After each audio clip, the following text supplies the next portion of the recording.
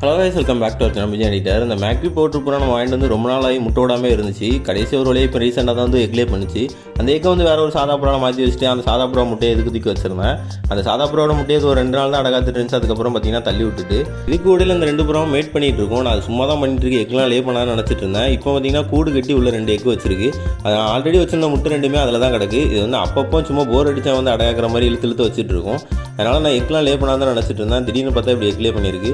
அது கூடு கட்டி வச்சிருக்க குச்சையெல்லாம் நான் அந்த ட்ரேல கூடு கட்டுறதுக்காக தான் தூக்கி உள்ளே போட்டிருந்தேன். ஆனால் அதை எல்லாத்தையும் இந்த கார்னரில் தூக்கி வச்சு இங்கே முட்டை விட்டுருக்கு. இந்த பேரில் இன்னொரு மைனஸ் இருக்க தான் செய்யுது. என்னென்னு பார்த்தீங்கன்னா அந்த பேர் வந்து ப்ராப்பராக அடகாக்காது. மெயிலாம் சொல்ல போனால் அடையே காக்காது. ஃபீமேல் தான் வந்து நினச்ச வந்து அடகாக்கும். திடீர்னு பார்த்தீங்கன்னா எந்திரிச்சு போயிடும். அதனால் இந்த முட்டையை நான் இதுக்கு முன்னாடி வீடியோ போட்டு அந்த பிளாக்கிக்கு வந்து மாற்றி வைக்கலான்னு இருக்கேன். ஆனால் கண்டிப்பாக ஒரு தடவை இந்த பேரை வந்து இந்த சாதா புறாவோட சிக்ஸையாட்டு வளர்க்க வைக்கணும். அப்படின்னா தான் அந்த ஃபீமேலோட பவுட்டிங் கெப்பாசிட்டி வந்து வெளியே தெரியும். மேல் பார்த்தீங்கன்னா சும்மா அந்த புறா வந்து எதுவும் டிஸ்டர்ப் பண்ணால் மட்டும் பார்த்துட்டு இருக்கு. அப்படியே அது அடகாக்க போய் உட்காந்துருந்தாலும் அந்த முட்டை இதோட பாடியில் டச்சே ஆகாது. இந்த வீடியோவில் தான் வீடியோ மறக்காம லைக்